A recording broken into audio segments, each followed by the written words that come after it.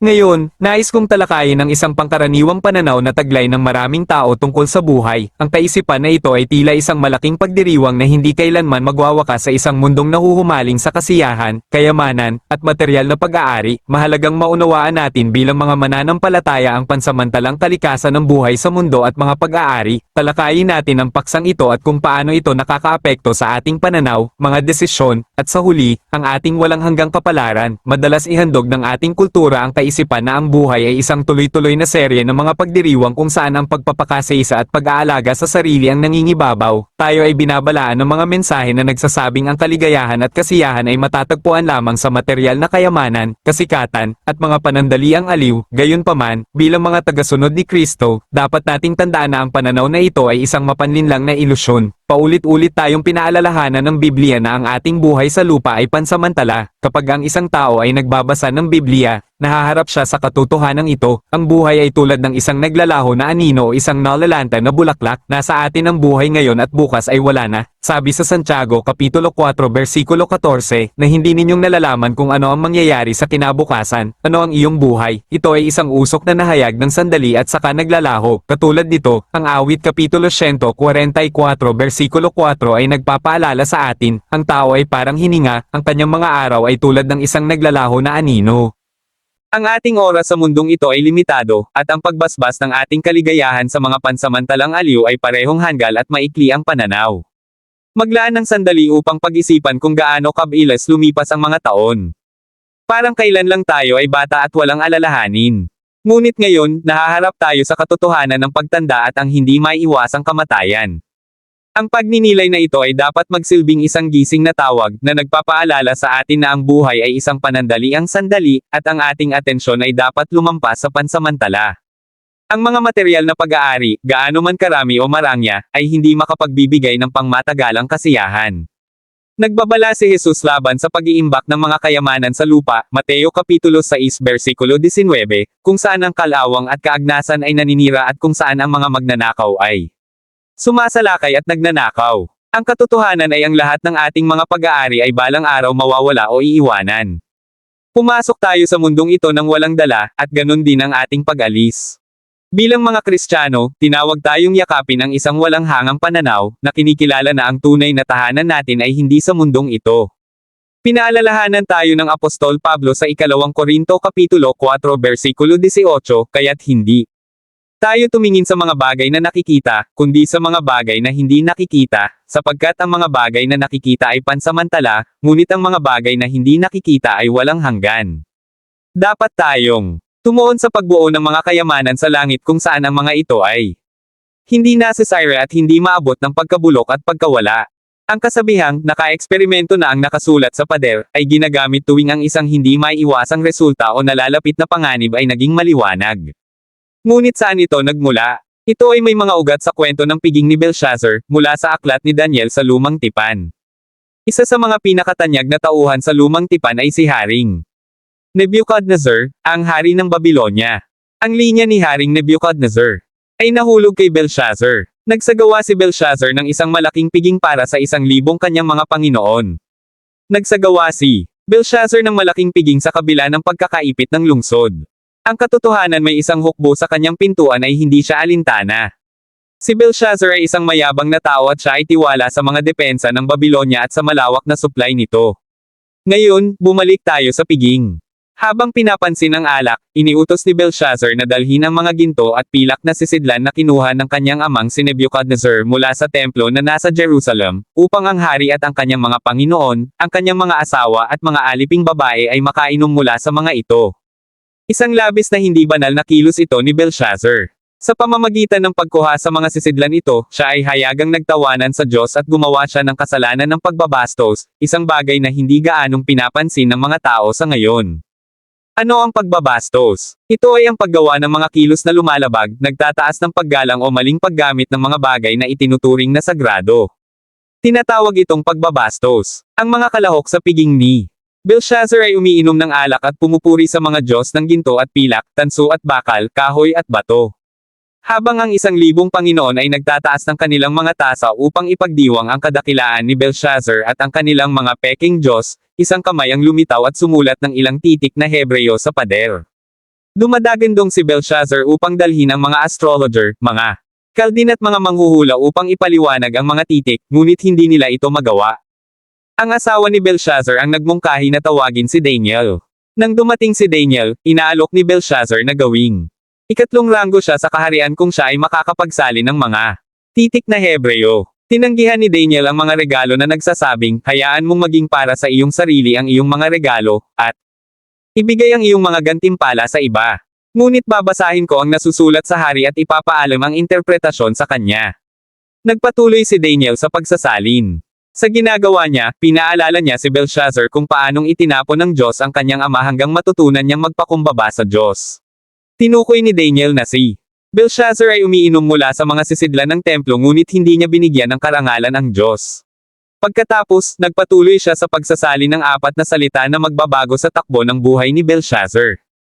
Daniel 5 talatang 25 hanggang 30 at ito ang nasusulat na inscription, min, tekel uparsin. Ito ang kahulugan ng bawat salita, min, binilang ng Diyos ang iyong kaharian at natapos na ito. Tekel, ikaw ay nasukat sa timangan at kulang. Perez, ang iyong kaharian ay nahati at ibinigay sa mga Medo at Persiano. Nang magkagaya'y nagbigay ng utos si Belshazzar at isinuot si Daniel ng kulay ube at naglagay ng gintong kadene sa kanyang leeg at gumawa ng isang anunsyo tungkol sa kanya na siya ay magiging ikatlong pinuno sa kaharian. Sa malaon ding gabing iyon, si Belshazzar, hari ng mga Koldeo, ay pinatay. Ipinangangaral ko ang sermon na ito sa inyo dahil marami tayong maaaring matutunan mula kay Belshazzar. Ilang oras bago ang kanyang sariling kamatayan, si Belshazzar ay nagtatamasa ng kasiyahan, siya ay abala sa pagtangkilik sa kasalanan, at huwag tayong magpanggap na walang kasiyahan sa kasalanan, napakaraming kasiyahan sa kasalanan. Ang kasalanan ay napakakaaya-ayang karanasan. Totoo ito, kung ang kasalanan ay walang kasiyahan, hindi ito gagawin ng mga tao, ngunit ang kasiyahan ng kasalanan ay hindi nagtatagal magpakailanman. Ang kasiyahan ng kasalanan ay mapanlinlang, dahil hindi nito ipinaliliwanag sa isang individual ang mga kabayaran ng kasalanan. Habang si Belshazzar ay nagtatamasa ng kasiyahan, hindi niya alam na siya ay ilang oras na lamang mula sa pagtayo sa harapan ng Panginoon na Diyos na makapangyarihan, na kanyang hayagang nililibak. Si Belshazzar ay nagdadalamhati at nagkakasiyahan habang ang kaaway ay nasa kanyang pintuan. May mga tao na